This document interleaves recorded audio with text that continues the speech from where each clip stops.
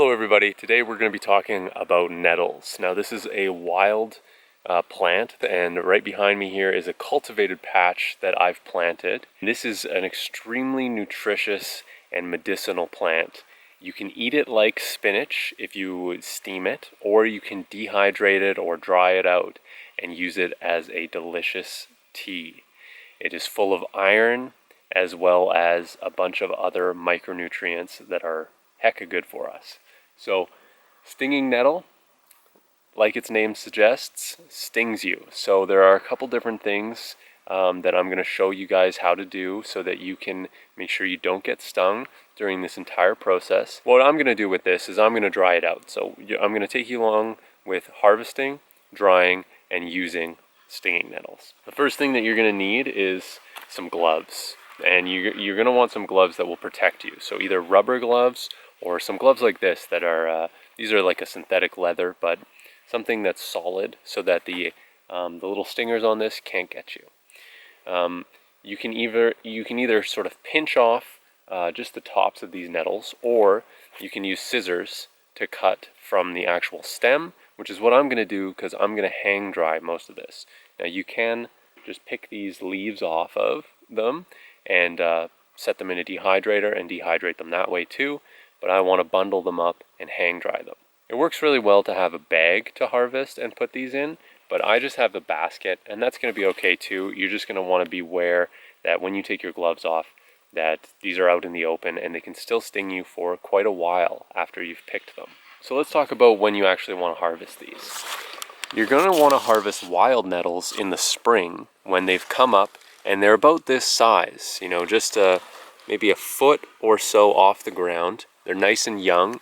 See these little leaves here? These are young leaves, and they sort of, as they get older, they get bigger and more susceptible to damage and things like that.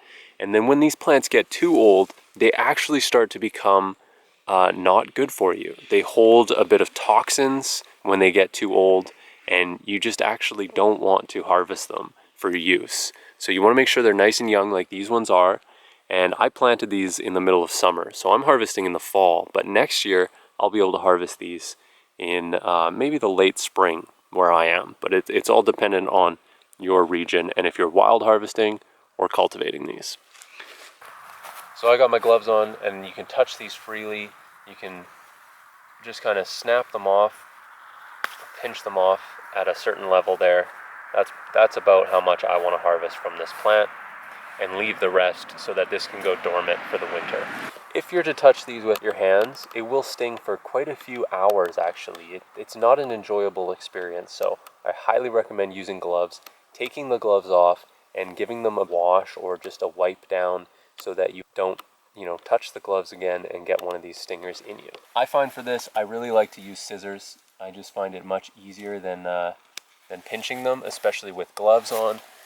And yeah, I'm just going to harvest a bunch here. I'm harvesting the ones that look real healthy, and I'm just letting the other ones kind of grow and create good roots so that they can survive the winter. If you are cultivating these, it's a really good idea to actually harvest them before they go to seed as well, because these seeds will just produce a billion seeds and they will spread all over.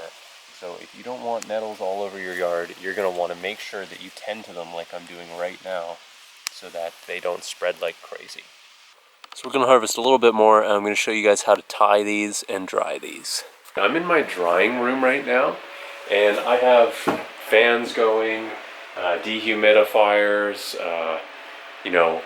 temperature and humidity gauges to make sure that this is a good drying environment. It's all blacked out in here, and it works pretty good. You don't need a room like this to dry nettles though.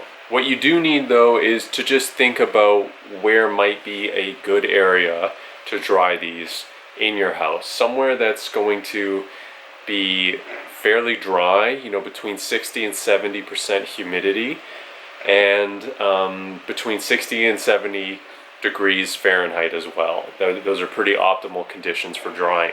If you're able to get a fan going in the room that you're drying, that's also very helpful. And that's basically it. We've got some herbs drying here. This is, parsley, sage, rosemary, thyme, oregano. This is the method of hang drying. So you tie around some jute twine in a bundle and you hang dry it on some twine that's strung across.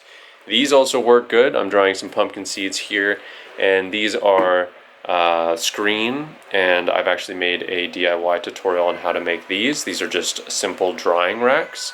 So you could just throw your nettles down right on there, and it's an absolutely simple and easy way to dry stuff out. What are you doing in the dry room, Ronnie? You're gonna get your cat hair all over our nettles. Take your fur coat off if you're coming in here. Alright, let's start with the simplest way. So we're just gonna take these nettles, just like this, in their entirety, and you can pick all these leaves off if you want to.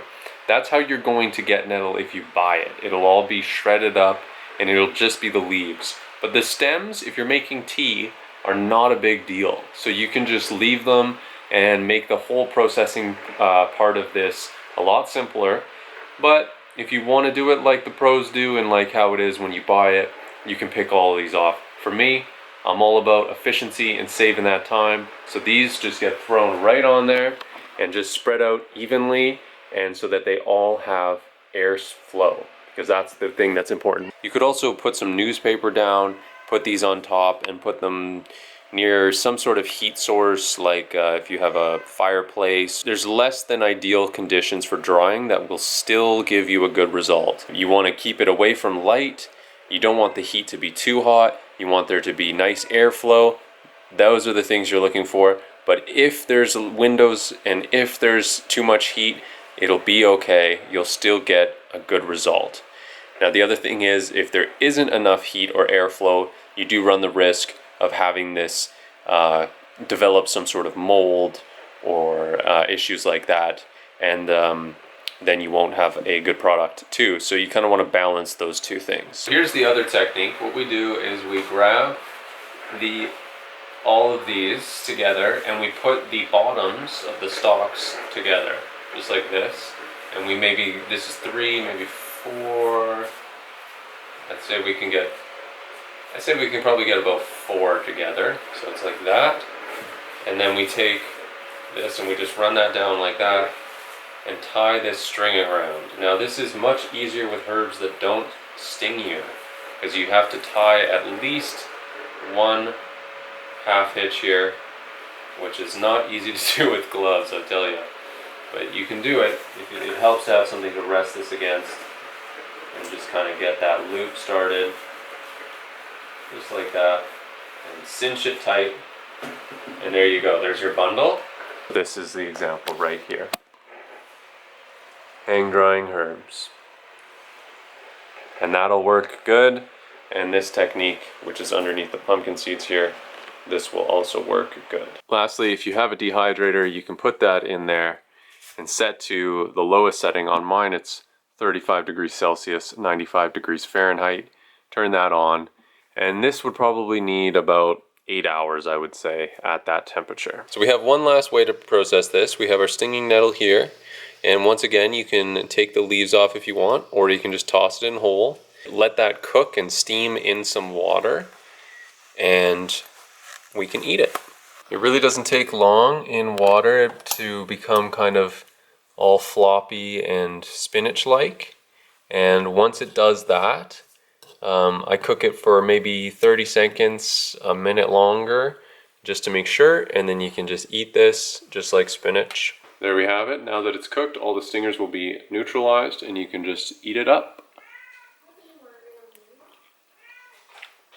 It's delicious. I really like the taste of it, and it is highly nutritious. So that's it for right now for the nettles, but I'll get back to you guys in about 10 days and we'll check on those drying ones that are upstairs.